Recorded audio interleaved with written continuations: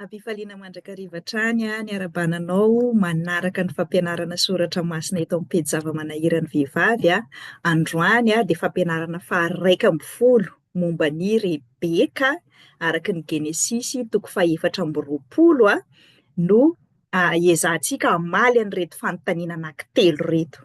Ny zava-misy zany amin'izao fotoana izao dia tena mandalo krizy ny akamaroan'ny fanambadiana kristianina. Betsaka ny anton'io krizy io, eo ny fahantrana izay mahatonga ny maro lasa manaonao foana, fa eo koa ny tsy fahalalana hoe inona moa ilay tokantrano kristianina, inona moa ilay fanambadiana. Ary isan'ny mahatonga an'ilay krizy koa ankehitriny dia ny krizy intergénérationnel, zany hoe hafa mihitsy zany ilay conception ny resaka fanambadiana tamin'ny andron'ireo génération taloha ireo, dia miova zany ankehitriny, zany hoe ny endrika isehoany zany sy ny andraikitra sy ny adidy sy ny zony tsirairay ankehitriny dia miova ao anatin'ny tokantrano, dia isan'ny mahatonga krizy ao anatin'ny tokantrano kristianina maro zany. Ary ny tantaran'i Rebeka dia isan'ny tena mandray anjara lehibe amin'ny famahanan'io krizy io izy nefa koa tena isan'ny mandray anjara lehibe amin'ny fampitomboana an'ilay krizy koa ny fampianarana diso sy hafahafa momba ny tantaran'i Rebeka. Reto ilay fanontaniana telo ezahantsika ho valiana ato anatin'izao fampianarana momba ny Rebeka araka ny Genesisy 4:20 izao. Aiza ny toeran'ny ray aman-dreny amin'ny tokantrano kristianina?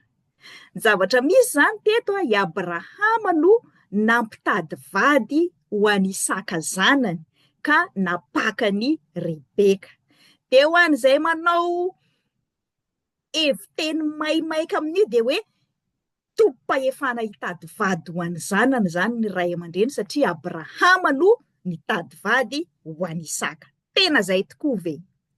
Ny fanontaniana faharoa, hatraiza amin'izay ara ny fahefan'ny zanaka manoloana ny vady atolotry ny ray aman-dreny? Tena niterena ve i Isaka sy Rebeka ary nanery ve ny mpanompon'ny Abrahama rehefa nandeha naka ny Rebeka tany amin'ny ray aman-dreniny? Ary ny fanontaniana mipetraka ho antsika malagasy manokana, ny lalàna a Madagasikara mandrak'ankehitriny rehefa mamonjy soratra iny ianao na rehefa misoram-panambadiana iny dia isan'ny tsy adinony zareo ao amin'ny mairie mihitsiny ny mampatsiahy an'ilay lalàna momba ny hoe ny zanaka dia natao hikarakara ny ray aman-dreniny rehefa antitra sy rehefa sahirana izy. Zany hoe ny antsika malagasy manokana zany tsy mitovy amin'ny aty ivelany hoe manana retraite manam-bola be ny ray aman-dreny ka afaka miantoka ny hospisiny fotsiny ohatra, na raha tena tsy afaka miantoka ny toerana hitezana be antitra ilay ray aman-dreny dia ilay zanaka miasa mafy, tsy misy fotoana ho any ankohonany mihitsiny koa, tsy manana fotoana hikarakarany an'ilay ray aman-dreny dia miantoka n'ilay fiantohana an'ilay ray aman-dreniny mipetraka any amin'ireny toerana fitezana be antitra ireny. Fa amintsika malagasy zany tena mifanohitra amin'ny kolontsainantsika, mifanohitra amin'ny lalàna velona hoe natao hikarakara ny zanany, ny ray aman-dreniny, ny zanaka na dia manambady aza. Dia io koa dia misy mandrirotra, misy tena mieritreritra hoe dia tena mbola zay zavatra ilain'ny ray aman-dreny rehetrarehetra zany mila mamaly babena ny zanaka na dia efa tsy hita zay atao ao an-tokantrano ao dia ny ray aman-dreny no atao prioritaire. Isany akatsika lesona momba ny atao hoe fanambadiana kristianina mamaly an'izay fanontaniana izay koa ny tantaran'i Rebeka. Noho izany marobe ny lesona azontsika ianarana amin'ny tantaran'i Rebeka, izay ny anasako antsika foana handray anjaran'ilay fifaninanana hoe tsy izay rehetra lazaiko eto ihany fa sorata ao amin'ny commentaire koa ireo lesona marobe azontsika raisina amin'ny tantaran'i Rebeka ireo fa ny fampizarantsika eto zany dia zavatra anankitelo. Telo ny fanontaniana, tsy ho valitsika tsirairay hoe tiany tsy maintsy mety, tiany tsy maintsy mety, ary ny fampianarana izay atolotra eto dia ahitsiko tsara sy averimberiko foana hoe tsy lalàna tompoko, Tsy hoe tsy maintsy atao copier-coller mifanaraka amin'ny rehetrarehetra, fa analizy sy fitarihan'ny fanahy masina avy amin'ny tantaran'ireo vehivavy amin'ny baiboly ireo no ifampizarana, dia ny tsirairay rehefa avy eo mahita hoe aiza no mifanaraka kokoa amin'ilay zavatra iainana. Satria Andriamanitra izay namorona antsika olombelona mihitsy nanao antsika samihafa, nametraka antsika amin'ny toerana samihafa, amin'ny kolontsaina sy fomba samihafa, ka ny baiboly indrindra indrindra izay soratra masina antsika kristianina dia tsy mba hoe lalàna tsy maintsy miatra amin'ny toerana sy fotoana rehetrarehetra ara-baky-teny. Fa ho anay izay mianatra teolojia moa indrindra indrindra dia mahalala tsara fa ny zavatra rehetra dia contextuel, mifanaraka amin'ny contexte. Zavatra tokana no tsy miova, Andriamanitra dia be fitiavana tsy miova, ny olombelona dia mpanota zato isan-drato mandra-pialantsika eto amin'ity tany fandalovana ity, fa Andriamanitra ilay tsy miova kosa dia be famindram-po mahay mitondra ny zanany ampitiavana. Fa tsy mitovy amin'ny ray aman-dreny malagasy indraindray manao didy jadona tsy ampy fitiavana loatra, fa indraindray ary fitiavan-tenan'ny ray aman-dreny, fa ny Andriamanitra tsy ohatran'izany. Tsy hoe io lalànako io dia tsy maintsy io, ohatran'ny ataon'ny ray aman-dreny sasany, fa izay ilay maha-Andriamanitra famindram-po anazy, ny fitiavana izany ny azo no hijereny zavatra ka mahatonga anazy mamindra fo, na dia samihafa aza ny contexte iainan'ny kristianina ny teniny, fa tsy terena tahaka ny mahazatra ny ray aman-dreny malagasy. Maria koa hoe taloha io, taloha. Fa za manokana moa dia misaotra an'Andriamanitra fa nanana ray aman-dreny efa nanova ny fomba fijeriny tsy mitovy ny fitezanany zareo tamin'ny génération zareo tsony no nitezany zareo anay zanany. Vokatr'izay izany dia hojerentsika amin'izao fampianarana izao koa ireo karazana fahasamihafana génération ireo ary amafisiko tsara izany fa ny fampianarana, ny fanitsiana ny amin'ny hoe fanambadiana kristianina izay ianarantsika androany dia mifanaraka kokoa amin'ilay génération-tsika ankehitriny, génération-tsika vehivavy malagasy ankehitriny. Inona ny ianarantsika avy amin'ny tantaran'i Rebeka? Voalohany aloha, avy amin'Andriamanitra ny vady. Efa nianarantsika hatrany amin'ny tantaran'i Eva io. Ary génération vaovao indrindra eto Rebeka sy Isaka, satria raha mijery ny tetiarana antsika rehefa avy eo dia hitantsika hoe nanomboka tany amin'ny Lameka dia nanomboka nisy lehilahy anankiray nanana vady maromaro. Fa eto amin'ny Isaka izany dia miverina indray mandeha araka n'ilay naharian'Andriamanitra anazy, tena tsy nampirafy Isaka. Nampirafy ny rain'i Isaka, i Abrahama sady niteraka tamin'ny Agara izy no nanambady an'i Sara renin'i Isaka, tahakan'izay koa ny rain'i Rebeka, fa izy reto izany dia tena génération vaovao, tsy nanaraka ny nataon'ny rainy zareo ireo, fa tena nanaja tanteraka n'ilay hoe lehilahy anankiray sy vehivavy anankiray.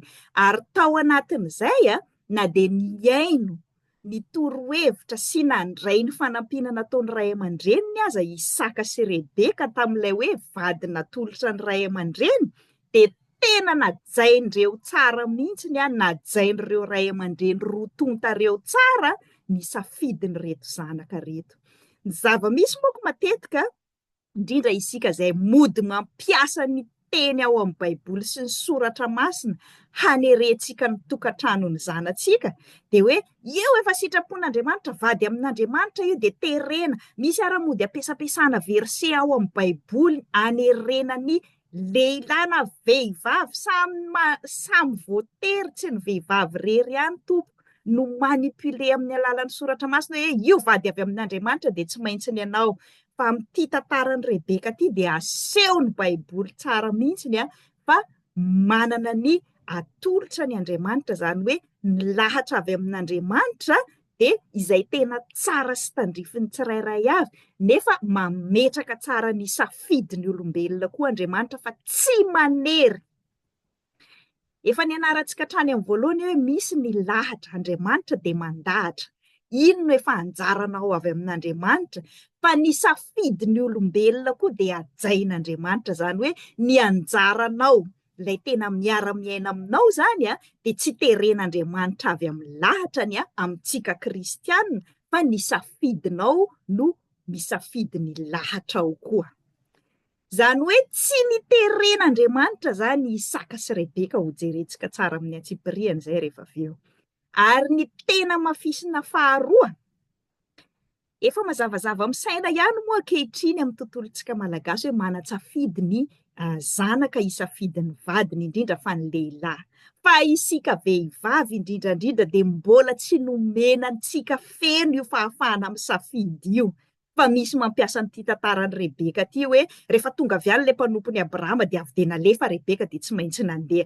Tsy atompo, manatsafidy isika vehivavy hanaiky na handà izay lehilahy mangataka atsika na izay atolotry ny ray aman-drenitsika, satria nanatsafidy soamantsara Rebeka teto, fa tsy araka n'izay eritreretintsika hoe rehefa tonga dia nalaina dia lasa dia nandeha. Ny fahatelo izay tena fanitsiana lehibe indrindra koa, indrindra amin'ny androntsika ankehitriny dia tsy nataon'Andriamanitra hanompo ny tokantranony fotsiny ihany ny vehivavy kristiana. Tsy hoe rehefa natsoan'Andriamanitra hanompo ny tokantrano isika dia mihidy ao anaty tokantrano ao dia tsy afaka manao ny asan'Andriamanitra intsony. Fa tena sady natsoan'Andriamanitra hanompo ny tokantrano izay vehivavy natsoina hanambady no atsoin'Andriamanitra koa hanompo hanatanteraka handray anjara amin'ny asa-pamonjen'Andriamanitra ivelan'ny tokantrano, satria izay no nataon'i Rebeka amin'ny tantarany izay ho jerentsika eto. Zany hoe raha fitiniko zany ny fanontaniana telo izay ho valiantsika dia hoe aiza ho aiza ny toeran'ny ray aman-dreny amin'ny fanambadiany zanany kristianina, atraiza ny fahefan'ny zanaka manaiky ny tenin'ny ray aman-dreniny amin'ny maha-kristianina anazy ary manoloana ny lalàna misy any Madagasikara hoe ny zanaka na dia manambady aza dia natao hikarakara sy hanampy ny ray aman-dreniny, aiza ho aiza ny toeran'ireo amin'ny mpivady kristianina. Hamalitsika an'ireo fanontaniana ireo tsirairay dia toetra telo koa ny anarantsika avy amin'ny tantaran'i Rebeka. Tsy niterena Rebeka raha nanaiky ny Isaka ho vadiny, nanatsafidy tsara mihitsy izy hoe handeha hanambady ve izy, oviana izy no mandeha, ary farany tsy nanompo ny tokantranony fotsiny Rebeka, fa nandray anjara feno sady nanompo ny tokantranony izy no nanatanteraka ny asa izay naniran'Andriamanitra anazy natao ivelan'ny tokantrano. Iverenantsika kely ary ilay généalogie izay efa apitsika tsikelikely ihany moa araka ny efa nolazaiko tamintsika, isaky ny mitombo zany ny fianarana ataontsika dia mitombo ny fianarantsika nyity généalogie ny nanomboka tany amin'ny Adama sy Eva ty. Aiza ho aiza no misy an'i Rebeka amin'ilay généalogie izay nianarantsika hatramin'izay. I Adama sy Eva zany taty amin'ny taranaka kaina efa nitapitra any iny, tsy nianarantsika intsony ny toyiny, fa tamin'ny taranaka Sema zany no nahaterahany tera rainy Abrahama. Ary efa nianarantsika fa i Abrahama sy Sara dia mpianadahy, ary mbola anadany izy roa, raha lany Abrahama foana koa zany hoe anadany Sara foana koa i Nahora izay rainy Rebeka. Zany hoe mpikouzin koa zany i Isaka sy Rebeka. Araka ny Genesis 5:20 moa zany dia Abrahama no nisafidy hoe ny zanako dia akana vady avy any amin'ny tanin-draiko ihany, fa tsy manambady Kananita izay tamin'ny toerana nomen'Andriamanitra anazy. Nomen'Andriamanitra ny Abrahama ny tany Kanana, nipetraka tany Kanana zany Abrahama. Araka ny tetiarana ty i Sema avy amin'ny taranaky Sema i Abrahama, fa i taranaky Hama zany ilay zanaky Noa telo lahy i Sema sy Jafeta ary Hama no niteraka ny taranaky Israely sy Kanana sy taranaka hafa rehetra satria rehefa tao aorian'ny safodrano zany dia avy amin'izy telo lahy indray no taranaka nameno ny tany.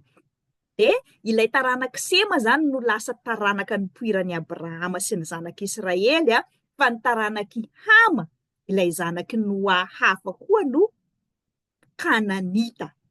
De tany amin'ny tany Kanana zany no nipetraka i Abrahama na de taranaky Sema aza zany hoe tany amin'ny taranaky Hama zany ilay tany Kanana no nipetrahany Abrahama fa rehefa hitoy amin'izay ny taranaky Isaka arak'ilay tenina mpanantenan'Andriamanitra hoe avy amin'ny taranaky Abrahama amin'ny Isaka zanaky Sara no hitahinany firenena rehetra de hozy Abrahama hoe tiako kokoa faniriako amin'ny maharay ny Isakanaka raha haka vady ho azy avy any amin'ny tanànany raiko ihany aho zany hoe nandeha tany amin'ilay rahalany zany ilay mpanompony Abrahama manasa anao foana manasa anao hatrany amaky ny tantara amin'ny Antsipriany ao amin'ny Genesisy 5:20 no mitantarana zany hoe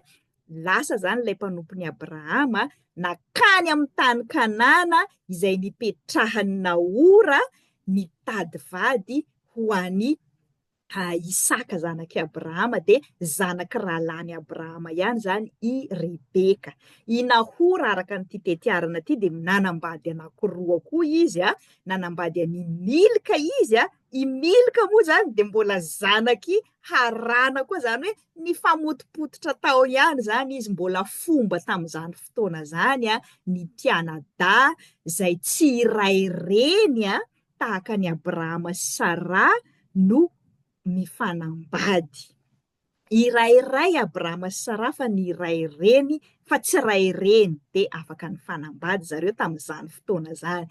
De i Nahora sy Milka koa zany de niesin'ny Nahora foana koa zany i Milka satria zanaky Harana no nalainy vady niteraka maromaro anaky 7 ny zanany fa iray amin'zareo zany i Rebeka. De mbola nanambady an'i Nahora koa izy any amin'ny Genesisy 2:20-24 moa no mitantara ny tetiaran'i Nahora. Fa efa tsy omby amin'ity tetiarantsika ty sady mbola tsy ianarantsika amin'izao zany reo avy amin'ny taranaka hafa misampatsampana reo fa mba hanokafako ny saintsika fotsiny hoe misy taranaka marobe hafa koa mbola ianarantsika amin'ny rehefa vitatsika ilay mifanaraka amin'ny taranaky Abrahama sy Isaka sy Jakoba aloha de zay vao hiverenantsika indray reo vehivavy samy hafa zay misampatsampana amin'ny taranaka samy hafa reo fa mba azahoantsika tsara n'ilay fizoran'ny tantara zany de izay mifanaraka amin'ny taranaky Sara, Rebeka, Lea sy Zilpa aloha no ianarantsika mitohy makany hatrany amin'ny Maria renin'i Jesosy de zay tsika vao miverina indray amin'ireo vehivavy avy amin'ny taranaka samy hafa reo.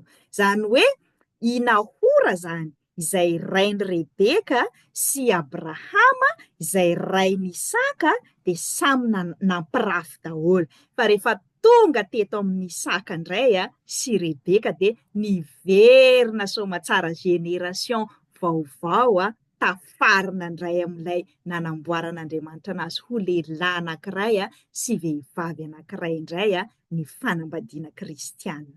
Raha fitino kely zany ny nianarantsika hatramin'izay tany amin'ny Genesisy 1 ny famoronan'Andriamanitra n'izao tontolo izao Genesisy 2 nitoy ny famoronan'Andriamanitra ny lehilahy sy ny vehivavy samy noforoniny tahaka ny tarehiny sy araka ny endriny tao amin'ny Genesisy 3 tonga ny fahotana nanomboka amin'izay ilay taranaka mpanota papirafy taranaka mpanota zany niteraka olombelona tahaka ny endriny sy araka ny tarehiny amin'izay iseta araka ny Genesisy 5 any amin'ny Genesisy 5 vao maika nitombo ny fahotana satria akoatran'ilay taranaka Kaina sy Sema lay lasa mpanota de mbola nisy koa zanak'Andriamanitra avy any an-danitra koa nitsiriritra ny zanak'olombelona efa mpanota de vao maika potika zany ny tantaran'ny zanak'olombelona nanomboka teo ilay hoe raha niaina 700 taona ry Abrahama sy ry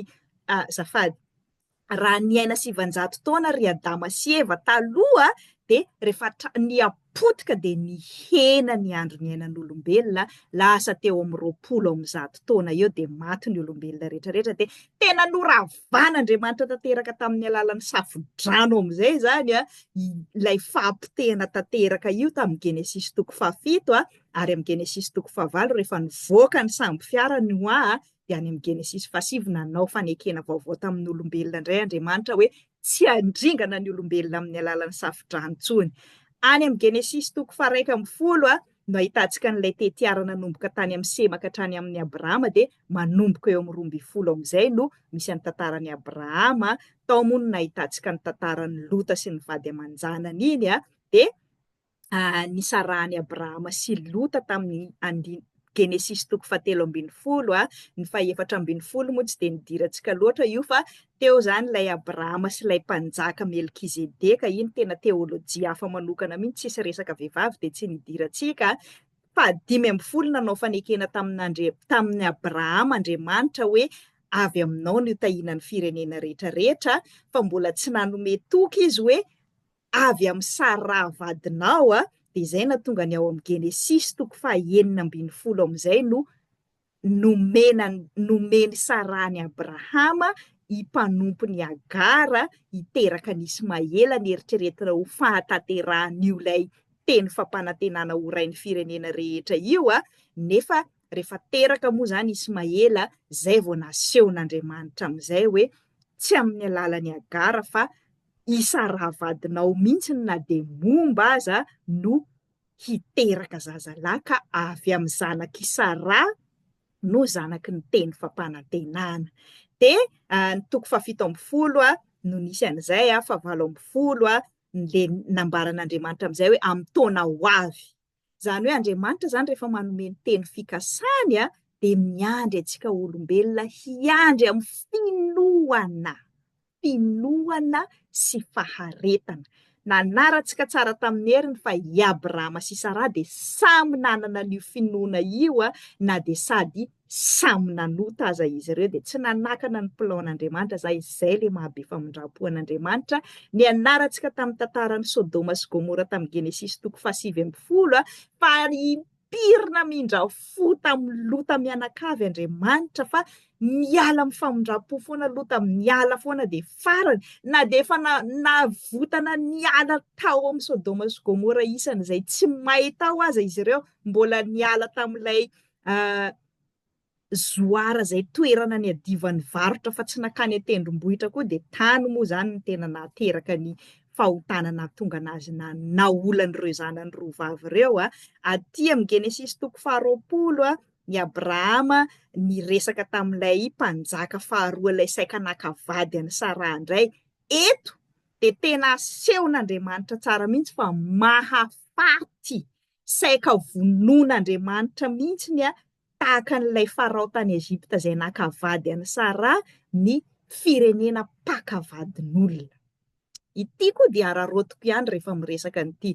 Matetika ilay pakavadin'olona amintsika malagasy dia ilay vehivavy ihany no lazaina fa makavadin'olona. Iny lehilahy amin'ny saina iny zany tsy ny safidy hisaraka amin'ilay vadiny fa ny forsen'ilay vehivavy. Misy ara-miteny hoe ataon'ilay vehivavy ody fitia izy dia fandrekerekena izy dia tsy responsable mihitsy ilay lehilahy fa ilay vehivavy hono no mangalatra vadin'olona. Fa eto amin'ity Genesis 20 ity na dia tsy nidirantsika lalina aza dia tena mpanjaka lehilahy no saika naka ny vadiny Abrahama.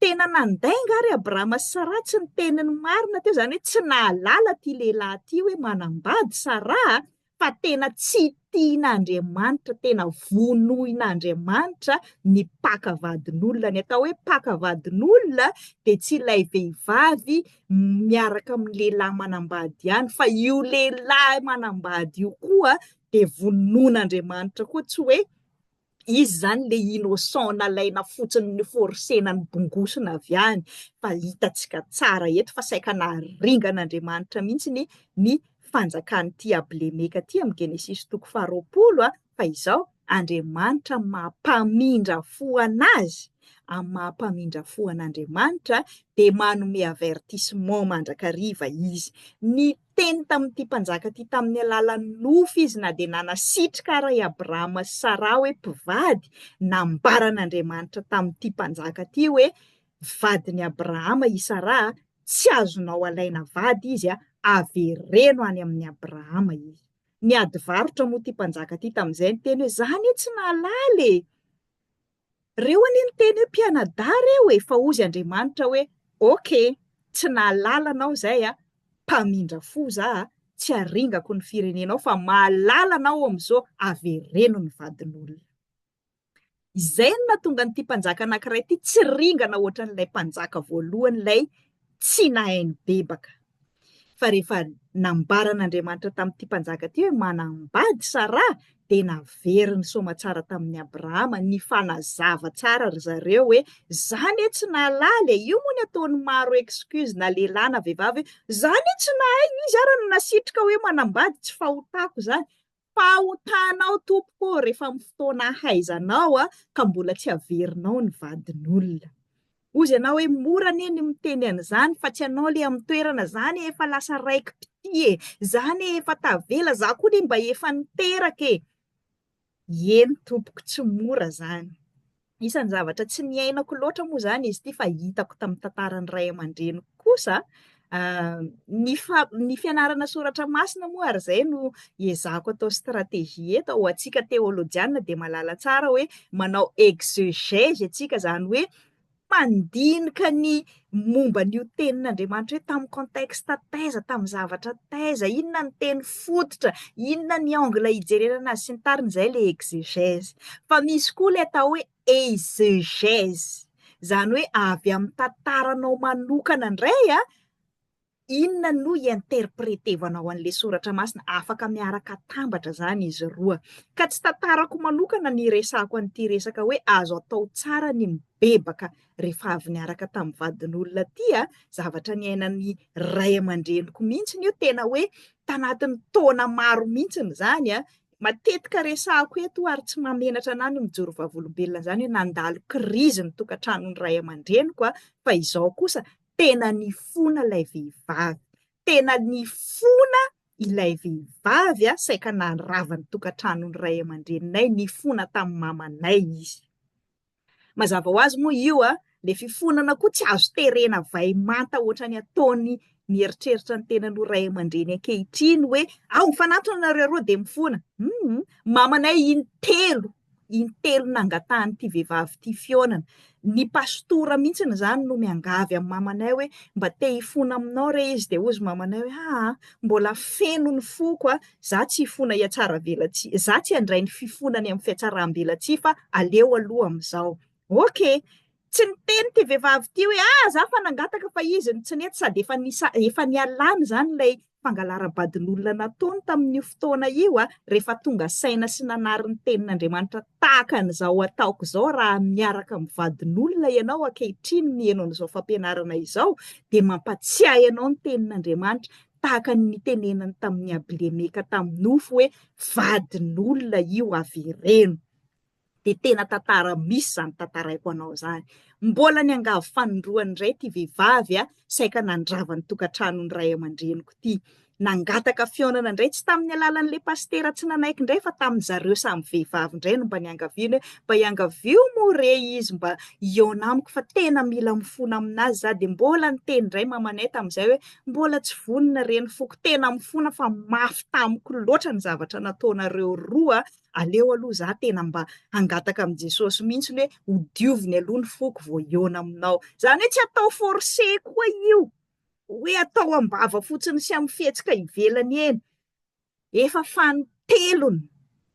Tanatin'ny taona maro zany mbola niangavy ny insista foana ty vehivavy ty zay vao nanaiky mamanay teo anatrihan'ny pastora mpitondra fiangonana ry zareo. Ozy mamanay hoe aza atao any an-tranoko, aza atao any an-tranonao fa andao satria tsika tena hifona eo anatrehan'Andriamanitra, tena ataontsika eo anatrehana pastera mihitsy ny fifamelantsika roa vavy.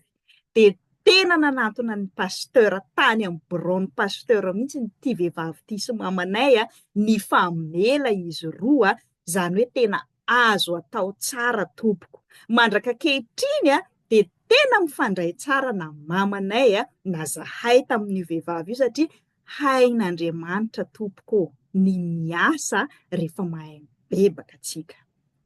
Tsy tiako dinganina iny Genesis 20 iny satria misy hafatra ngeza be ho antsika vehivavy sy ho anao lehilahy indrindrandrindra izay miresaka n'ity resaka hoe fangalara-badin'olona ty fa tena tsy sitrak'Andriamanitra ary vonon'Andriamanitra mihitsy. Mety hoe tsy ho faty tena hoe vonono maty ianao satria Andriamanitra mpamindra fo fa mahafaty ny fiainam-panahinao mahafaty ny fiainam-panahin'ny taranakao izany raha tsy ibebahana. Fa rehefa mibebaka tahaka ny Abilemeka kosa nefa tahaka ny Abileka sy Abrahama teto zay nifamela izy roa de lasa fitahiana be ho an'ity fanjakana ty sy tamin'ny Abrahama ilay fifamelan'izy roa.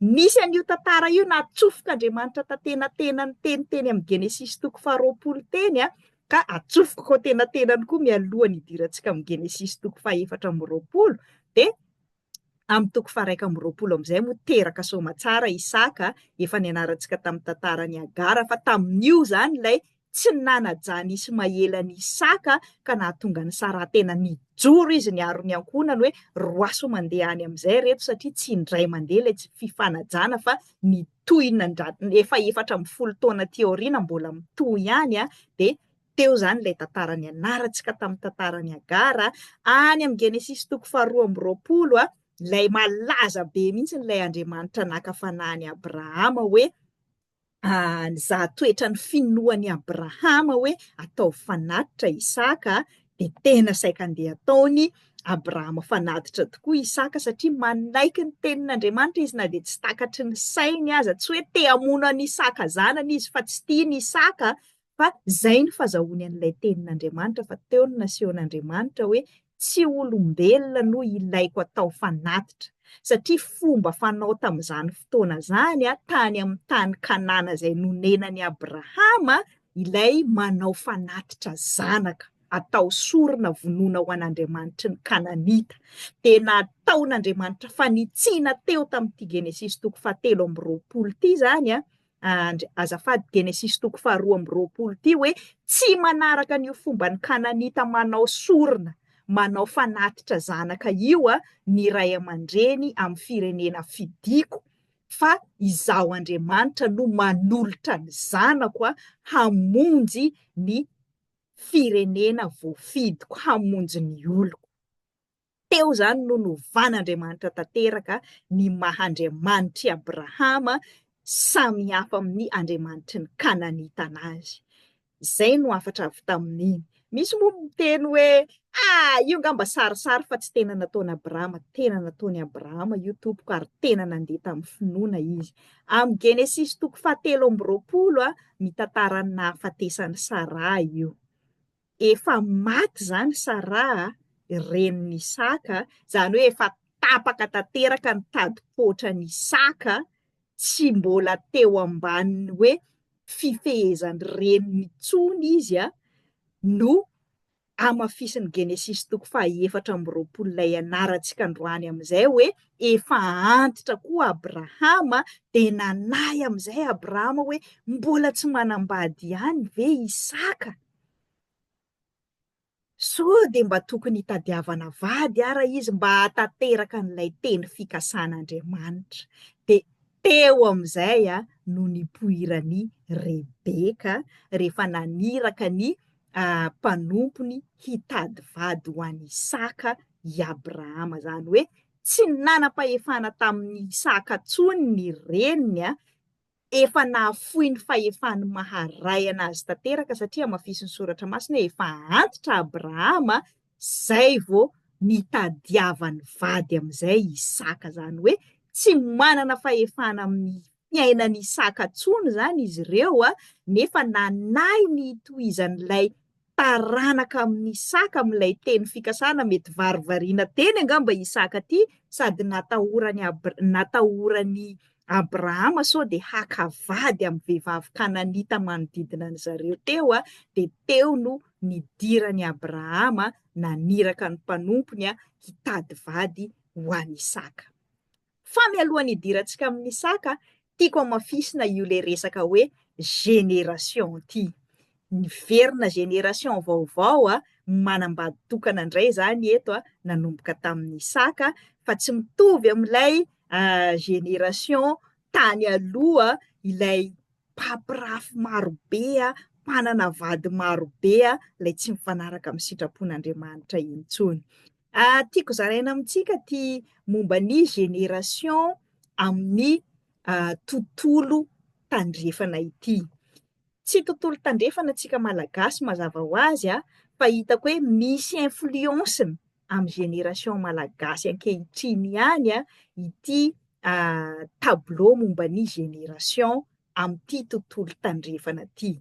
Araka n'ity tableau ty ry zareo moa zany tena manao étude scientifique ny resaka étude sociale, étude psychologique hoe inona amin'ny zava-misy ara-tsosialy miseho eo amin'ny tantaran'izao tontolo izao no misy fiantraikany amin'ny toe-tsainan'ny olona ka mahatonga ny fisiana génération samihafa. Araka n'ity fikarohana, tsy za moa zany namorona an'ity fa zavatra hitako tamin'ny internet ty tsika rehetrarehetra afaka mijery an'ity amin'ny internet hoe misy zany ny antsoina hoe génération zay teraka tany amin'ny 1928 à 49 tany ty le antsoina hoe hatrany amin'ny 1883 raha moa zany araka n'ity tableau zay zarako eto amintsika ty le antsoina hoe lost generation ozy izy nefa génération efa very tanteraka any zany ny tantara momba anazy amin'izao vaninandro iainantsika zao. De nanomboka teo amin'ny 1901 ka hatramin'ny 1927 teo ty ilay antsoina hoe génération tena manana ny lazany tao reo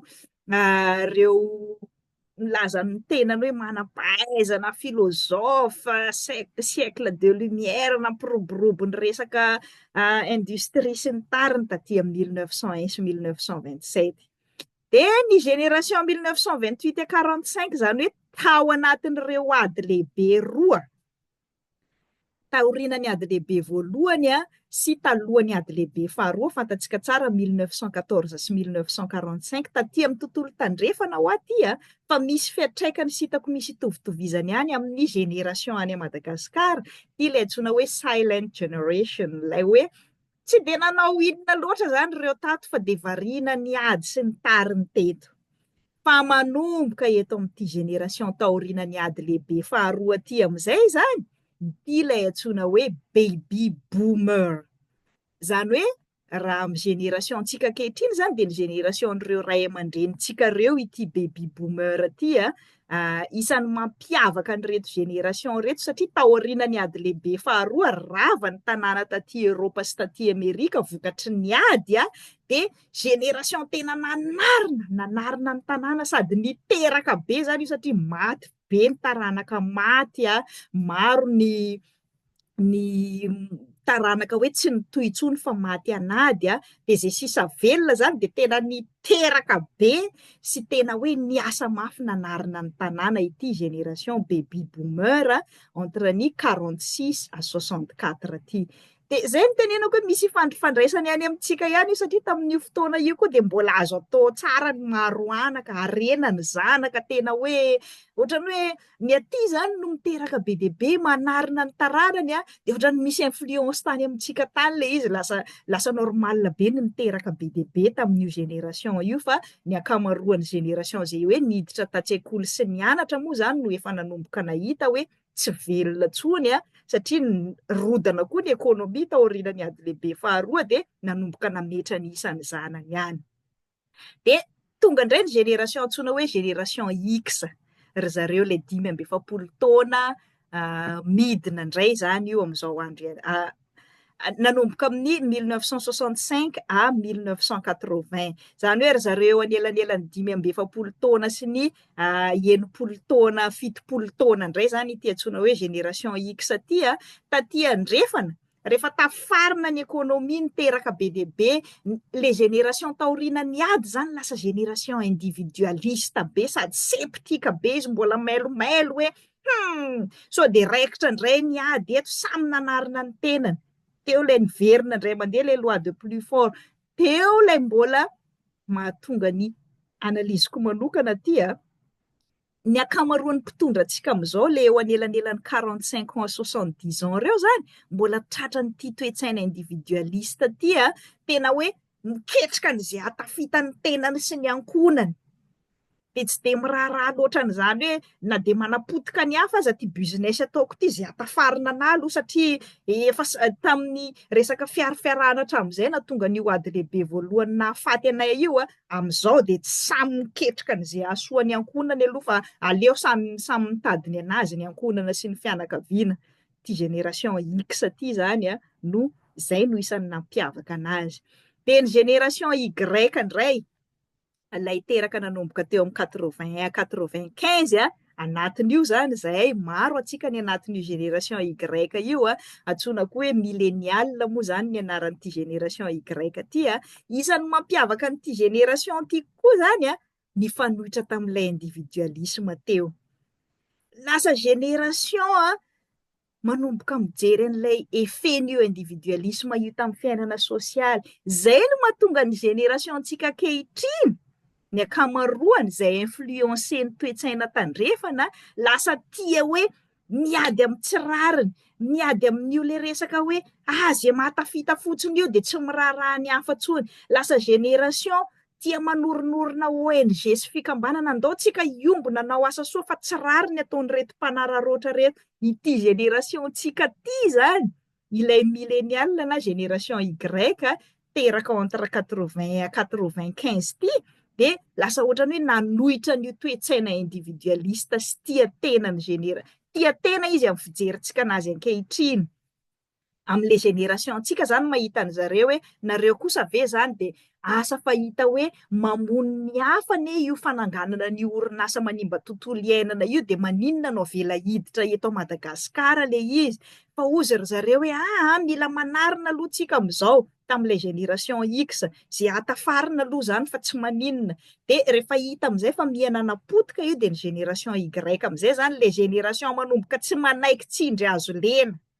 fa hoe tsy mety io andotsika iombona iaraka hitolona tsy anaiky an'io tsy mety amintsika io la génération 80 95 de génération Z am'izay tsika any Madagasikara moa manambatra ny zareo reto reto génération 2000 reto io paraka n'ity tableau zay zarako amintsika ty zany ry zareo teraka nanomboka teo amin'ny 97 jusqu'à 2012 teo antsoina koa hoe zoomer zany io reto le génération tena teraka tao anatin'ny teknôlôjia tena enjana be amin'ny resaka teknôlôjia sy ny na de tratra ny fahavoazana économique aza ty génération Z ty de nampiasa ny teknôlôjia izy zao lasa business be ny informatika sy ny numerika sy ny tariny amin'ity génération Z ty de taty amin'ny génération alpha moa zany nanomboka 2010 vao maika niroborobo tena niroborobo ty resaka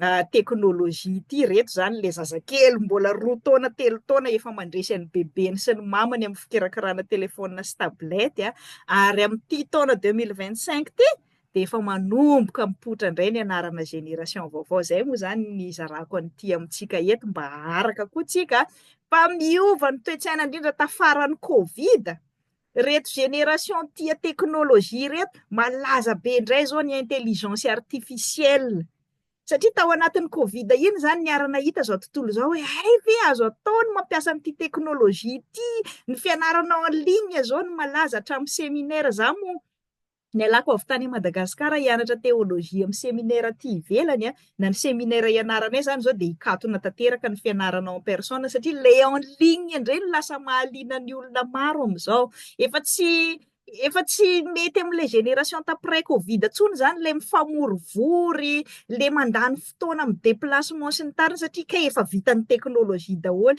tahaka an'izao ataoko zao efa vitako amin'ny Facebook ihany ny fampianarana maninona tsika no mbola andeha hifamorivory sy ny tariny ity génération beta ty indray zany eritreretin'ny mpanao pronostika moa hoe hatramy zareo teraka any amin'ny 2039 any de tafiditra anatin'ity génération tena hoe mampiasa ny teknôlôjia sy ny intelligence artificielle ty ho tena manana ny toerany amin'ny génération-dry zareo.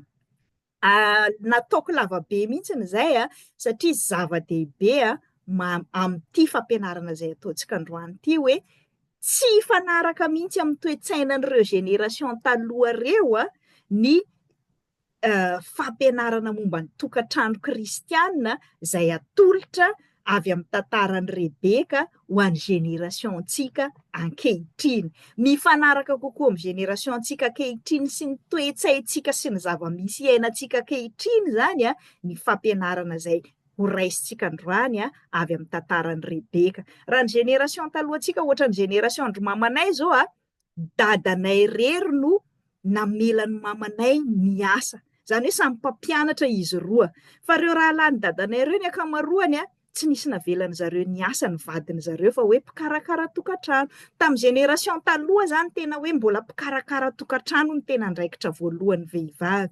Fa amin'izao génération iainantsika zao efa tsy mahavelona tsony zany karamana lehilahy fotsiny zany amelomana ny ankonana ray manontolo ary efa miroborobo ny fianarana ho an'ny vehivavy, efa misy vehivavy ny sehatra rehetrarehetra amin'izao dia miova zany le génération fa tsy tereny ray aman-dreny fotsiny hoe zany vehivavy zany mikarakara tokantrano dia ao an-trano ao anao dia io fanomezam-pahasoavana, fahaizana sy fahalalana nomen'Andriamanitra anao io tsy azonao ampiasana ivelany fa hikarakarao ny ankonana foana. Ingénieur anao, docteur en théologie anao, ampianaro ny zanantsika ato an-trano ato fotsiny io fa tsy natao ampiasainao any ivelany. Zay le crise générationnelle hoe miova tompoko ny génération. Tsy mifanaraka amin'ny tokantrano kristianina. Taloha tsony ilay hoe ny lehilahy ihany no miasa any ivelany dia ny vehivavy natao hijanona ao an-trano fotsiny ny fampianarana tokantrano kristianina avy amin'ny tantaran'i Rebeka izay anarantsika androany fa hafa tanteraka mihitsy satria miova ilay génération. Idirantsika avy hatrany raha hoe inona avy amin'ny tenin'Andriamanitra sy ny tantaran'i Rebeka no tsy miova mihitsy na miova aza ny génération. Ny tsy miova mihitsy hatrany amin'ny tantaran'i Adama sy Eva dia Andriamanitra no efa manomana vady ho an'ny tsirairay. Tsy namboarin'Andriamanitra ho vadiny Adama fotsiny ihany ny nanamboarany an'i Eva tao amin'ny sahedena. Marina fa vao namboarin'Andriamanitra i Eva dia natolotr'Andriamanitra ny Abrahama, azafady natolotr'Andriamanitra ny Adama, natory ary Adama, tsy Adama mihitsy no Adama moa zany nasain'Andriamanitra ny safidy, nanome anarana an'ireo biby rehetrarehetra tao amin'ny sary eo dia nahita izy hoe tena tsy mba misy mety amiko mihitsy ny reto biby rehetrarehetra na dia nomeko anarana dia hitan'Andriamanitra zany fa irery lehilahy tao amin'ny sahedena tao dia hoy Andriamanitra hoe tsy tsara raha irery ny lehilahy fa hanamboarako vady sahaza ho anazy. Tsy Adama no nanamboatra vady ho anazy navelan'Andriamanitra natory mihitsy ny ara i Adama, zany hoe tsy zavatra hitany mihitsy ny nakan'Andriamanitra ny taola tehezany fa namboarin'Andriamanitra i Eva dia natolotra ny an'i Abrahama dia rehefa nifoha Abrahama dia avy dia efa love zany Adama fa tsy hoe niteren'Andriamanitra hoe namboariko anao io dia tsy maintsy io ny vadinao. Niala teo mihitsy Andriamanitra. Nandahatra izy, nanamboatra izy dia navelany teo amin'izay izy roa ny safidy dia rehefa nifoha i Adama dia tena hoe wow, tiako re zany vehivavy zany dia nomeny anarana hoe Eva izy izy no reniny olombelona rehetrarehetra, tena hoe izy no hanome aina. Fa tsy izay fotsiny no nanamboaran'Andriamanitra ny Eva, ary tsy hoe namboariny ho fitaovana fotsiny io hoe io na manao analanao amin'ny fahanginana dia rehefa mangingina fotsiny ianao no mila anazy fa rehefa hoe te mba hibalabala any amin'ny sahany ianao dia ataovy ihany izay tianao atao dia aza miraharaha anazy fa nampiarahan'Andriamanitra tamin'ny fitiavana tao anatin'ny fony Adama ny nanekeny an'i Eva ho vadiny. Dia tahakan'izay ny zavatra miseho eto. I Abrahama rain'i Isaka nanomana vady ho an'i Isaka zanany. Naniraka ny mpanompony izy handeha hitady vady ho an'i Isaka any amin'ny havany rainy. Zay no nahatonga an'ilay mpanompony Abrahama nandeha tany amin'ny Nahora rahalany Abrahama nitady ny ray amin'ny zanakany zareo ho vadiny Isaka. De ambarany Abrahama tsara mihitsy satria nanontany le mpanompo, ahoana ny ataoko zany rehefa tonga any? Raha ohatra ka tsy mety mandeha aty le vehivavy de avelako any ve Isaka nambady anazy hozy izy le mpanompony, ao amin'ny Genesis 4:20. De hozy Abrahama hoe Andriamanitra efa niteny hoe aty no tany ampanantenako anao homeko anao sy ny taranakao, tsy mahazo miala aty Isaka, fa raha tsy manaiky andeha le vehivavy, Abrahama mihitsy no miteny raha tsy manaiky andeha le vehivavy de afaka amin'ny mission ampanirahako anao fa tsy terena ilay vehivavy handeha. Rehefa nandeha tany zany ilay mpanompo nivavaka mafy tamin'Andriamanitra izy de nangataka signe tamin'Andriamanitra mihitsy izy fa tsy hoe nandeha fotsiny tamin'ny herin'ny tenany hoe Andriamanitra tonga eto amin'ity tanàna ty eto za ataovy an'izay vehivavy mba mahay mikarakara sy be fitiavana, mahay mandray vahiny zay hanome rano anakasy reto ramevako avy lavitra reto izay no lay vehivavy homenao ho vadiny Isaka. De rehefa tonga teo amin'ilay vovo moa zany izy teo amin'ny tanàna io de teo ny nahitany an'i Rebeka, araka ny soratra masina de tena hoe tsara tarehy Rebeka. Ity tsara tarehy ity koa dia averimberiko eto foana, nanomboka tany amin'ny Sara eto koa Rebeka de tena tenenin'Andriamanitra hoe tsara tompoko ny fahatsara-tarehy, fa tsisy mbatina avy amin'ny tenin'Andriamanitra raha hitokana milaza hoe fitaka ny hatsaram-bika ary zava-poana ny hatsaran-tarehy mahatonga antsika vehivavy kristianina tsy mikarakara an'io tarehintsika tsara nomen'Andriamanitra antsika io tsony noho ny fampianarana diso netin'ny fiangonana io hatramin'izay taona lasa zay, indrindra ho antsika fiangonana malagasy. De voroborokolina daholo rehefa vehivavy kristianina resin'ny vehivavy jentilisa tsika amin'ny fikarakarana nyity tarehy tsara nomen'Andriamanitra antsika ty. Fa ny tenin'Andriamanitra amin'ny Genesis 4:20 de mampatsiahy fa tena tsara tarehy koa ty Rebeka ty saingy tsy izay ny kritera nivavahan'ilay mpanompon'Andriamanitra hoe ataovy vehivavy tsara tarehy. Tombony bonus ilay hatsara-tarehiny Rebeka fa ny zavatra nangatany ty mpanompony Abrahama ty ho an'i Isaka de vehivavy mahay manompo mahay mikarakara, mahay mizara. Zay no nangatany. Rehefa tonga teo amin'ilay vovo fatsakana rano ilay mpanompony Abrahama de tena avy de tsy nisalasala Rebeka rehefa nangatany rano de hoe avy lavitra anao, ty rano ty maka rano zany mandeha matsaka rano Rebeka eto no mifanena amin'ity olona nataon'Andriamanitra fitaovana hakana azy ho vadiny Isaka ty de tsy niavokavona izy hoe misehoseho hoe olona tsy haiko ty de hiavokavonako satria za vehivavy kristianina tsy miresadresaka amin'ny lehilahy. Tsy zany ny nataony Rebeka, tena nifandray tsara tamin'ity lehilahy tsy fantany ity izy hoe mba nangataka rano izy de mila rano sotroina anao, tiary ny ranonao de mipetrahanao maka aina fa reraka fa omeko rano koa reto rameva nitaingainanao reto. Ny rameva moa zany de isan'ny io no fitaovam-pitaterana tamin'izany fotoana zany satria io mahazaka mandeha any tany efitra any, mahavita tsy misotro rano mandritra ny firy andro mahavita mandeha foana tsy akijanona, tena hoe rameva zany de rehefa tonga amin'ny toerana misy rano izy tsy rano sio raika 15 litra fotsiny zany ampisotroana rameva zany fa tena mandany amin'ny mètre cube mihitsiny.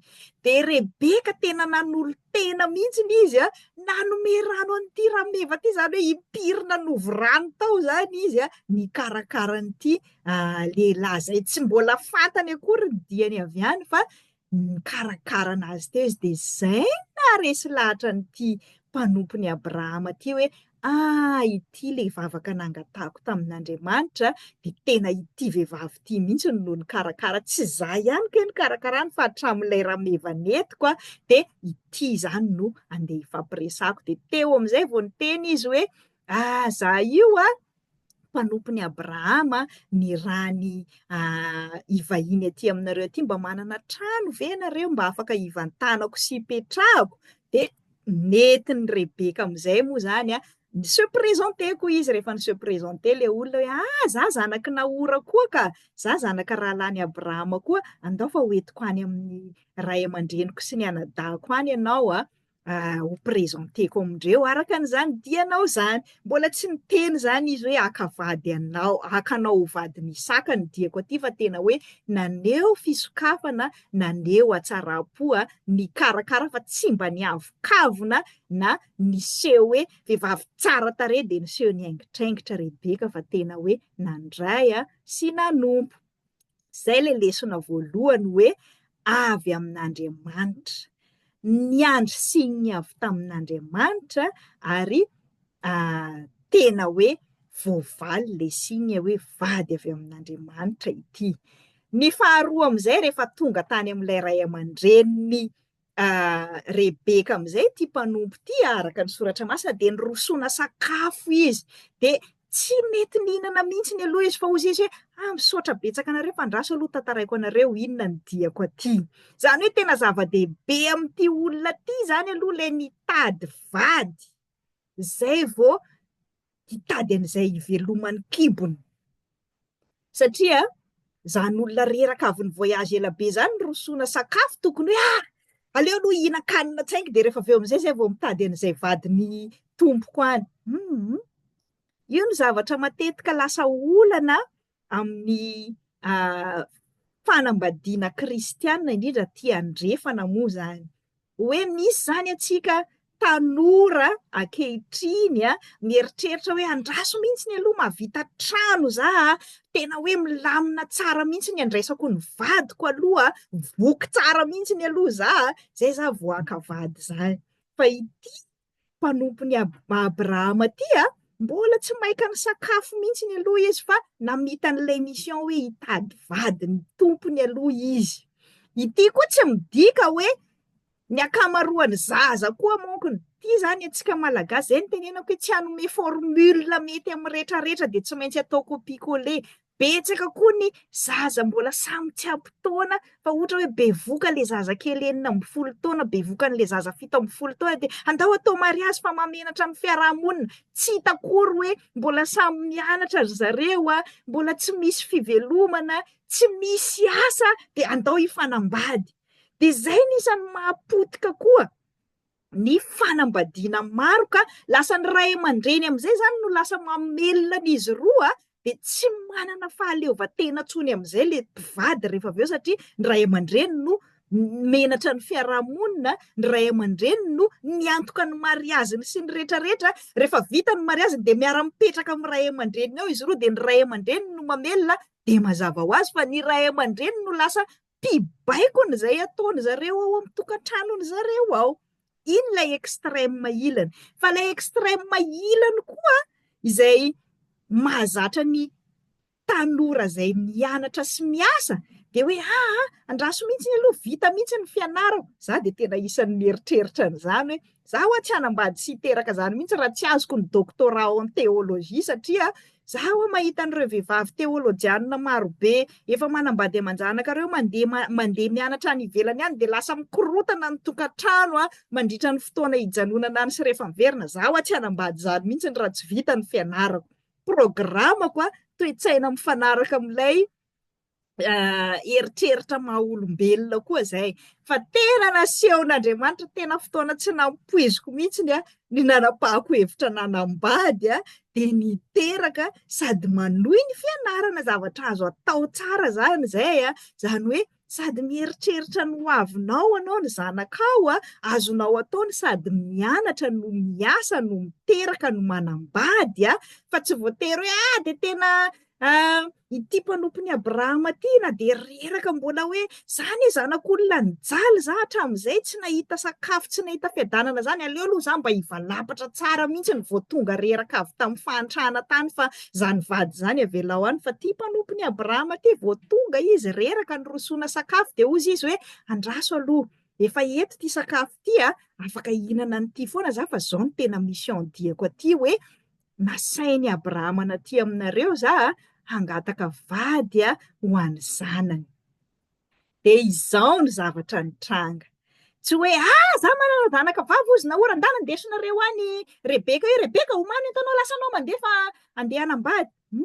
Tsy zay ny zavatra niseho fa tonga teo nentin'ny Rebeka avy any zany ity le mpanompony Abrahama ty de nirosona sakafo ny anadahany sy ny rainy no niresaka taminazy teo aloha. Ohatra ny fombantsika malagasy hoe rehefa hanambady ianao de miera amin'ny anadahany sy ny rainy aloha. Amin'ny fombanay sud-est moa zay boaka Vangaindrano any tena atao fomba mihitsy ny aloha ny anadaha. Ndesin'le fofombady any tena mifampiresaka. Moa tsy ary nahita satria tsy afaka atrehan'le vehivavy io fa rehefa mifampiresaka tany zany de hoe andana am'izay ataovy aloha ny fomba amin'ny anadahako. De mifampiresaka amin'ny anadahany de zay vao atao ny fomba amin'ny ray aman-dreny niteraka fotsiny mihitsy mifampiresaka. Zay vao mandeha ilay fomba aminay moa zany izy fibois zay izy aminay boaka Vangaindrano tena ilay foko miaraka milonaky sy ilay fokonay sud-est mihitsy miaraka angatana an'ilay vehivavy. De zay vao miroso any amin'ny fanjakana. Io moa zany amintsika malagasy izy lasa tena milamina tsara pahatohatra ohatran'izay tsy mitovy amin'ny fanambadiana aty ivelany hoe izy roa ihany mifanaraka any na tiany ankonany sy ny fianakaviany sy ny ray aman-dreny io na tsy tiany de afaka avy de miara-manao mariazy any izy de manaiky anareo ray aman-dreny tsara tsy manaiky anareo tsara. Fa eto zany araka an'ity zavatra niseho etapy ny lalovan'ny fanambadiany Isaka sy Rebeka ty de niona tamin'ny Rebeka ilay mpanompony Abrahama nahita hoe ity lay vady avy amin'ny Jehova de nakany amin'ny anadahany sy ny rainy izy nanambara ny anton-diany de izao tsy niterena Rebeka fa ozy ny rainy Rebeka hoe atsoy aty aloha Rebeka zao hony ny dian'izy ireo hoe ahoana mety aminao ve? Tena manam-pahefana koa ny vehivavy isafidy hoe handeha ve sa tsy handeha na de efa fantatra ara fa Andriamanitra no manome.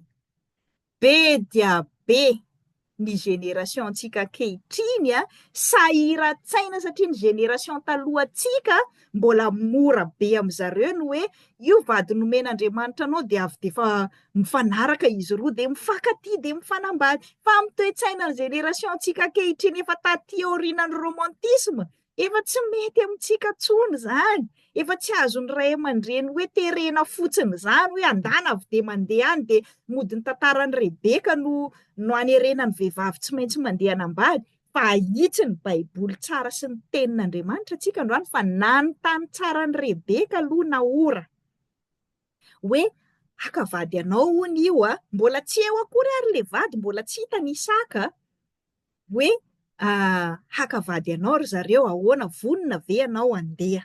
Tsy misy pression, tsy misy teny ankolaka hoe za babanao miteny zany tsy misy an'izany mihitsiny.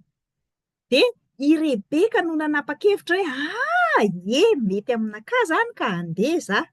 De teto koa de mbola tena asehon'ity tantara ty fa mbola saika niady varotra ny ray aman-dreny Rebeka. Zay moa ny ray aman-dreny tsy misy ray aman-dreny mahafoy ny zanany andeha hanambady zany.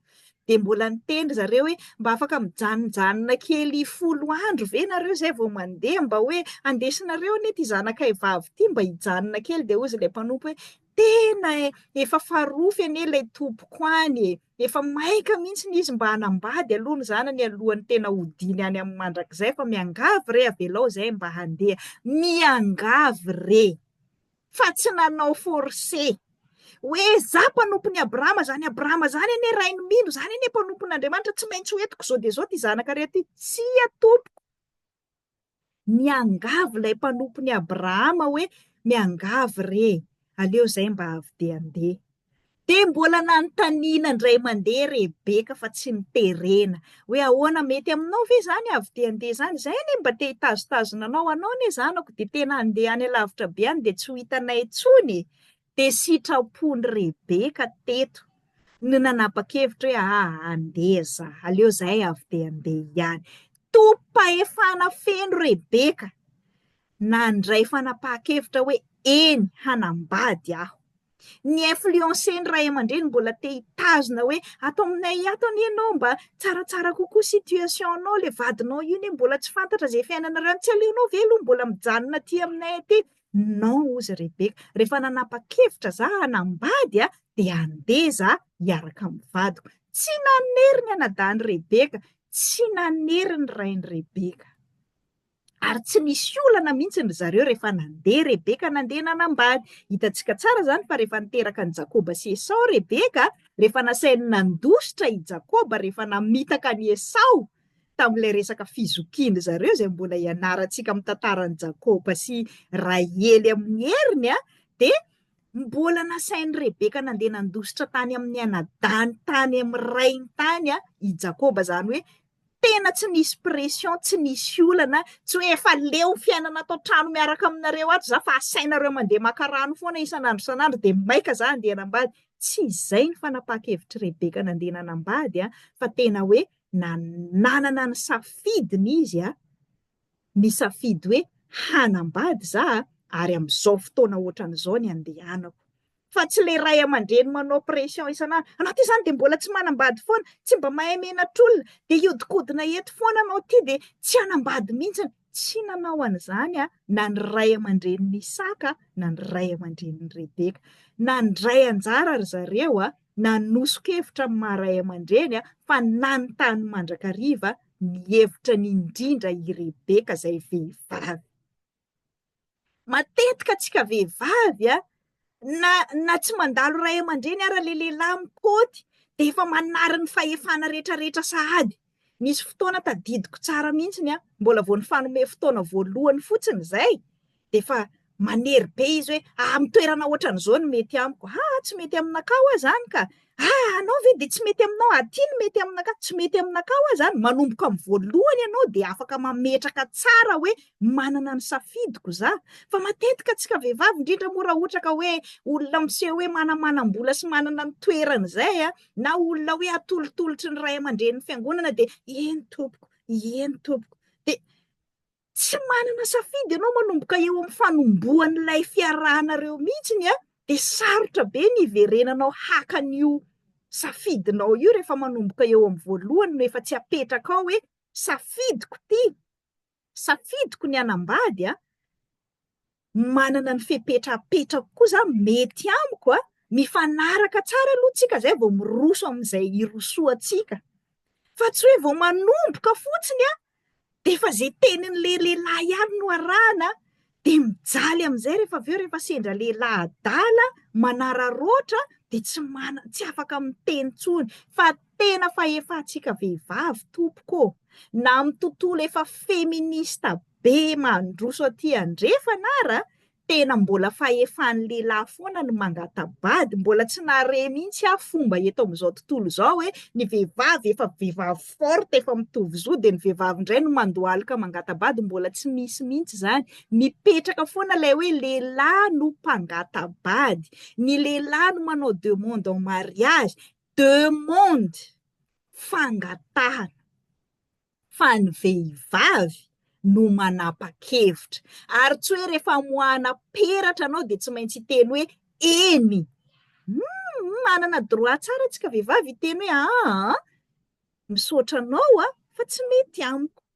Nanatsafidy tsara Rebeka teto ary nametraka tsara mihitsy ny ray aman-dreniny hoe safidiny io fa tsy terenay.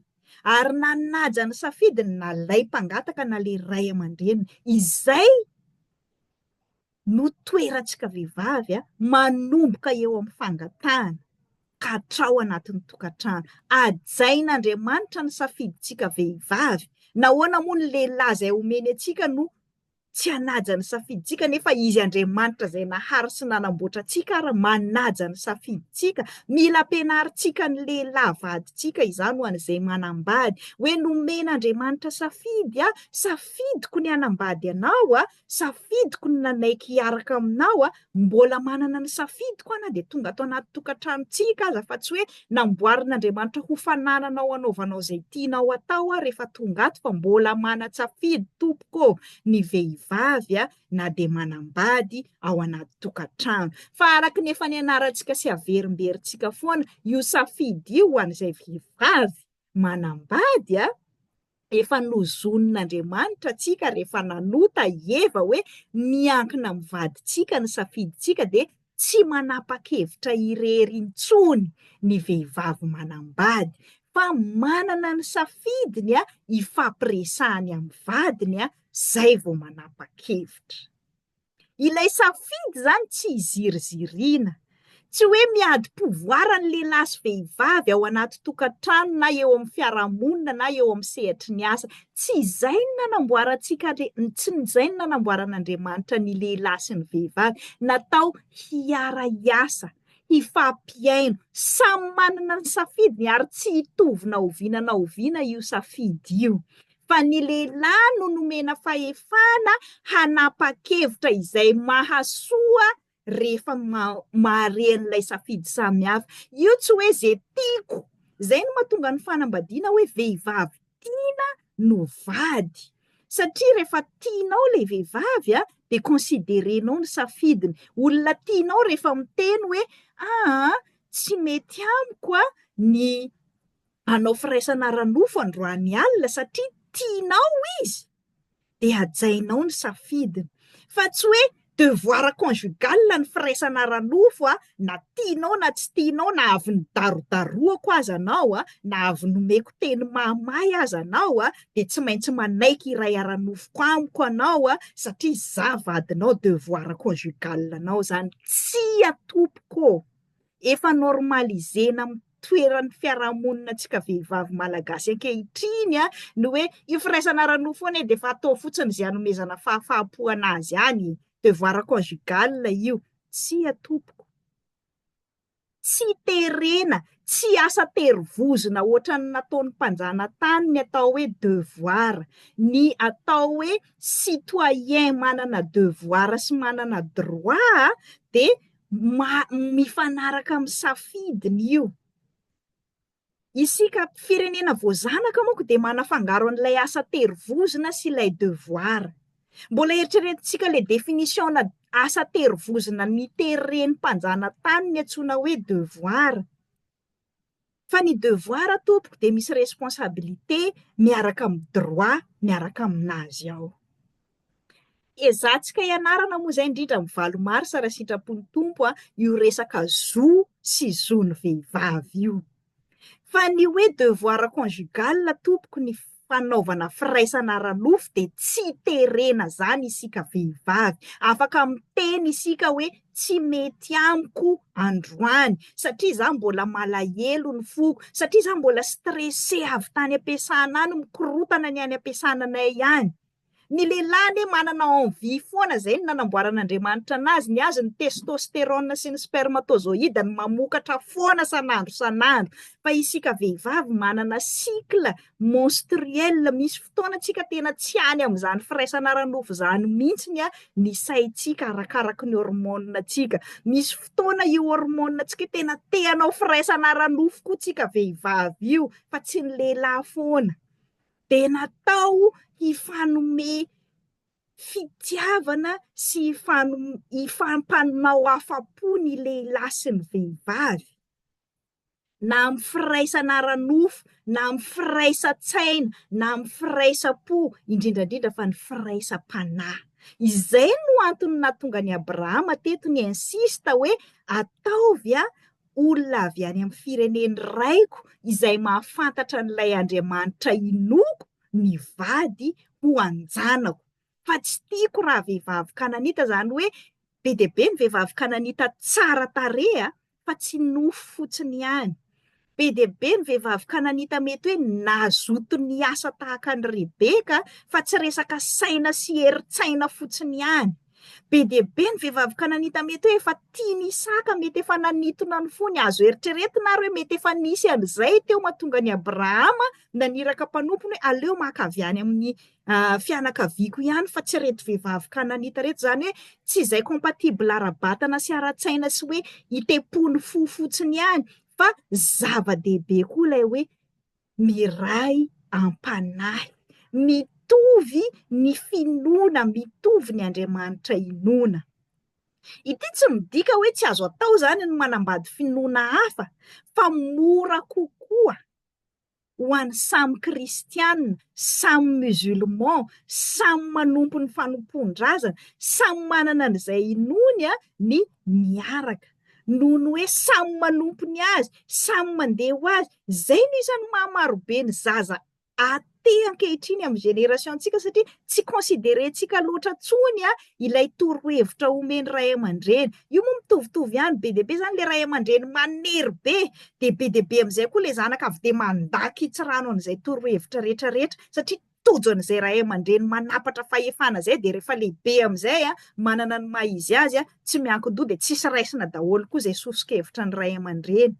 Zava-misy daholo zany. Ka zay ny tenenako hoe miankina amin'ny zava-misy iainan'ny tsirairay no andraisan'ny fanapahan-kevitra, fa ny zavatra lehibe tsy miova kosa de zao hoe Andriamanitra efa manomana n'ilay sahaza mitovy finoana, mitovy toe-tsaina, rehefa napetraka Andriamanitra ao anatin'ny fonao ilay fitiavana. Fa anjaranao rehefa avy eo no misafidy. Anjaran'ny ray aman-dreny no manoro lalana hoe ity no mety ho moramora kokoa sy mety mahasoa anao kokoa, fa tompo-tsafidy indrindra isika vehivavy. Rehefa tompo-tsafidy ary isika, inona ny kritera hoentintsika misafidy? Tsy hoe tompo-tsafidy koa de zay mifanohitra amin'ny tenin'ny ray aman-dreny rehetrarehetra, na ohatra raha misy vehivavy ohatranà moa zany za de manana fahalemena hoe raha vao torohevitra n'olona zany de suspicieuse foana za hoe ohatran'ny vao maika tsy tiako zany rehefa torohevitra n'olona. Tsy zay koa le izy. Tsy hoe rehefa torohevitra ny ray aman-dreny de tsy izy foana, na rehefa torohevitra ny mpitondra fiangonana de tsy izy foana. Fa considérenao, raisinao, analizevanao reny torohevitra rehetrarehetra reny, de anjaranao amin'izay rehefa avy eo misafidy hoe aiza amin'ireo no mety amiko, satria nomen'Andriamanitra anao izany fahefana misafidy izany. Ny lesona fahatelo farany, betsaka isika vehivavy kristianina rehefa manambady de mieritreritra hoe ity ihany ny antsoin'Andriamanitra anakahy hanompo atao anatin'ny tokantranoko ato de tsisy asan'Andriamanitra rarahiako intsony. Za mbola mitaiza zanako mbola kely. Oka aloha ny asan'ny diakona. Zanako mbola kely, andana foana aloha toy izy nareo ny asan'ny mpiandry, fa mbola tsy afaka androany. Efa marary ny ondrin'Andriamanitra tonga eo anatrehanao, mba mila dinika, mila fampairezana, de hoe ny zanako mbola matory. Ka aloha ny vadiko miteny hoe tsy mahazo mandeha antsony hono za manao an'io asan'ny tompo io. Fa i Rebeka teto ny rana nandeha naka rano ho an'ny ankohonany, fa tsy rano ho an'ny ankohonany fotsiny no natsakainy tany, fa rehefa nisy vahiny tonga, indrindra fa vahiny nila rano, nila trano honenana, mpanompon'Andriamanitra, de nizarainy reto rano tokony hoentiny mody reto, satria mbola misy rano afaka alainy hoentiny mody eo. Tsy hoe hanompo ny ankohonana fotsiny de avela daholo ny asany antsoin'Andriamanitra rehetrarehetra. Fahalementsika vehivavy io. Rehefa hoe nanambady de tsy hita tsony, tsy nanao koralina tsony, tsy nanao mpiandraikitra tsony hono, fa raikitra ao an-tokantrano. De nareo vehivavy manambady reo, tsy vitanareo io asan'Andriamanitra io, satria nareo efa natsoina hanompo ny tokantrano. Tsy atompoko. Tena niderany ity mpanompon'Andriamanitra ity, mpanompon'ny Abrahama ity ny herim-po sy ny fitiavana asa tao amin'ny Rebeka. Tsy negativa mihitsy io, tsy hoe rehefa tonga vady nisaka tany koa Rebeka de tsy naka rano tsony. Mieritreritra ny maro hoe rehefa manambady za de tsy asa tsony amin'izay, fa efa manana vady mamelona. Ialako mihitsy ny asako fa za efa manambady. De eo amin'izay le mahatonga antsika lasa dépendante, sady ny saina efa zatra miasa, vatana efa zatra mihetsiketsika iny lasa mipetraka fotsiny ao an-tokantrano ao rehefa manambady de sorena de mamorona an'izao rehetrarehetra zao amin'izay ny saina. Tsy nataon'Andriamanitra hipetra-potsiny zany antsika olombelona io, fa rehefa mipetrapetra-potsiny antsika de manitatra zavatra hafa io saina io. Lasa mieritreritra hoe mbola tsy mody foana le vadiko hatramin'izao, mety fa mahita vehivavy hafa any angambany izay, satria anao lozanao miforetaka fotsiny ao an-trano ao marina fa asa be ny fikarakarana tokantrano tena manomboka maraina mandram-pamaraina ny andro tsy vita mihitsy ny mikarakara sakafo maraina, vao vita sakafo maraina sasana ny vilia, mandeha miantsena, manomana ny sakafo atoandro indray, masaka ny sakafo atoandro, omena sakafo ny ankonana, sasana ny vilia, manomana ny hariva indray, manasa lamba, mipasoka. Marina fa tsy vita ny asa ao an-tokantrano. Za manokana moa zany de tena tsy mahavita an'io ana-karamaina miliara raha hoe hikarakara tokantrano fotsiny ny ataoko, aleoko miasa any ivelany any de ny karamako no ana-karamako an'izay ao an-tokantrano ao raha mbola ampy. Fa raha ianao no hipetra-potsiny ao sady misy mpiasa anao ao an-trano ao navelanao ny asa-piangonana satria fa nanambady ianao de mamoroporo-tsaina am'izay ianao am'le vadinao satria ny vadinao tsy maintsy mamelona ny ankonana satria izy rery no miasa, de eo am'izay ianao mitaraina ianao de tsy mba misy fotoana ho anakah mihitsy nefa izy no avelanao miasa rery lasa manao surplus na heure mba hamelomana ny ankonana de mitaraina indray antsika rehefa aveo hoe tsy mba misy fotoana hijanonanao miaraka amiko ato mihitsy nefa ianao no misafidy hipetra-potsiny ao an-tokantrano ao de le vadinao miasa am'izay no tadiavinao hiara hipetra-potsiny aminao ao nefa aveo ianao koa mimenomenona rehefa tsy ampy ny vola miditra ao an-trano ao. Tsy midika tompoko rehefa manambady na rehefa marobe ny andraikitra ao an-tokantrano ao, indrindrandrindra de avela ny asan'Andriamanitra. Sady mitohy isika manompo ao anaty tokantrano no mitohy isika manompo amin'ny asan'Andriamanitra. Be dia be ny mieritreritra hoe za raha manambady sy miteraka zany tsy vitako zany asa fanompoana, tsy vitako tsony le mitory-teny mamonjy fotoana isaka maraina any am-piangonana amin'ny fotoam-pifoazana iny. Nataon'Andriamanitra havita, misy nomen'Andriamanitra talenta 2, misy ny nomeny 5, misy ny nomeny marobe. Andriamanitra tompony asa no maniraka antsika vehivavy afaka sady manompo ao an-tokantrano tsika no manompo amin'ny asan'Andriamanitra, no manao asa ivelany koa aza tahaka ny nataon'i Rebeka hoe tsy ilay nanome rano an'ity mpanompony Abrahama ty fotsiny na ny taona rano entiny mody any an-trano fotsiny fa ny fahanany hatramin'ireto rameva mila rano amin'ny mètre cube avy ny voyage lavitra reto aza nomeny rano daholo, no karakarainy daholo. Ary ny afatra farany mifandray tsara amin'ilay efa niteneniko teo. Rehefa nandeha amin'izay ary izy ireo niala tao amin'ny ray aman-dreniny andeha ho any amin'ny Isaka, de Isaka moa ny andro tany an-tanàna tany. Rehefa tonga izy avy any mbola avy alavidavitra ary zany Rebeka sy ilay mpanompony Abrahama, de nanontany Rebeka, iza nga iny lehilahy tonga avy any iny? Avy efa hitanao mihitsy zany asehony baiboly mihitsy amin'ny fomba fitantarany hoe misy fitiavana tao, fa tsy hoe rehefa natolotra na de mbola tsy hitany ary de ekena foana zay tonga eo na de efa olona tena fa tsy mifanaraka amin'ny sainao sy ny eritreritranao tsony fa hoe efa nanaiky za de efa hidirako any foana ty nahoana izy ao, fa tena liana mihitsy ny Rebeka nanontany, iza nga iny? De hozy le mpanompony hoe izy lay tompoko. Zany hoe kopy zany Rebeka ty ty zany le vadiko. De inona no nataon'i Rebeka? Mifanohitra amin'ny ataontsika vehivavy maro. Ny sarom-boaly izy tompoko. Ny saroman'ilay tareny nasehony hoe vehivavy madio za, na de nanaiko vadinao aza za de tsy natao hoe avy de efa teny vatako zay anaovanao anazy. Matetika tsika vehivavy de io koa ny ataontsika voalohany, vao mifanaiky de avy de asorina le akanjo. Ny lehilahy moa matetika de zay no tiany voalohany, ka vao hitany iny ianao de zariny mihitsy ny aran-dao avy de ho any ambony fandriana. Fa mifanohitra amin'izay no nataon'i Rebeka. Teny an-dalana zany zareo tsy nisarona voaly izy fa nitaingina an'le rameva de nandeha, fa rehefa hitany hoe iny lay vadiny vao maika ny saromany voaly izy. Misarom-boaly atsika tompoko, esorina iny voaly iny zay vao mandeha lay vatana.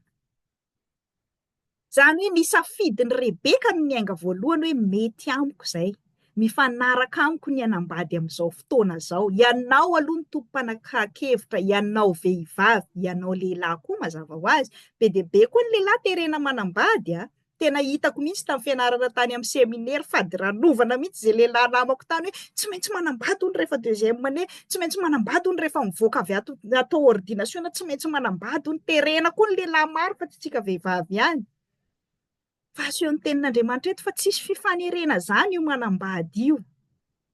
Manosika hevitra ny ray aman-dreny hoe tsara kokoa Misy antony marobe tsara le hoe miara-miofana anareo mivady any amin'ny seminaire mba tsy hanakorotana, mba ho azon'ilay vadinao tsara koa rehefa avy eo rehefa hiara hanompo anareo, fa tsy terena.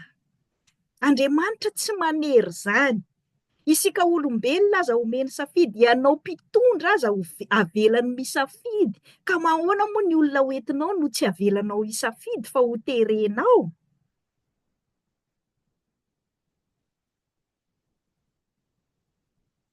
Safidy ny any Rebeka nandeha, de rehefa nahita koa Isaka de nahita hoe tsara tarehy zany, matoa misarom-boaly zany, de signe hoe voninanam-bady. Zay ny tontolo tatsinanana nisy an'zareo tamin'izany, hoe rehefa vehivavy nahita lehilahy ka nisarona ny voiliny izy de midika zany zay hoe voninanam-bady ty. Misy an'izany, misy henoko hoe misy fomba Betsileo hono hoe rehefa asiana fiogo eto amaloha eto moa sa rehefa asiana picot aiza de hoe vehivavy mety alaina vady zay.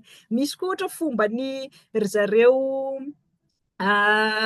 karibianina reo hoe tsy haiko, rehefa apetraka amin'ny ilany ato le voninkazo de vehivavy manambady zay, de rehefa apetraka amin'ny ilany ato de vehivavy tsy manambady. Misy zavatra ohatran'izay, ohatran'izay zany le signe le hoe fisaromam-boaly. Tsy misy mihitsy hoe rehefa boridako ty lambako ty de midika zay hoe vonina laina vady za. Tsy mbola naheno fomba ohatran'izany mihitsy za hoe rehefa vehivavy tokony alaina vady de aboridana.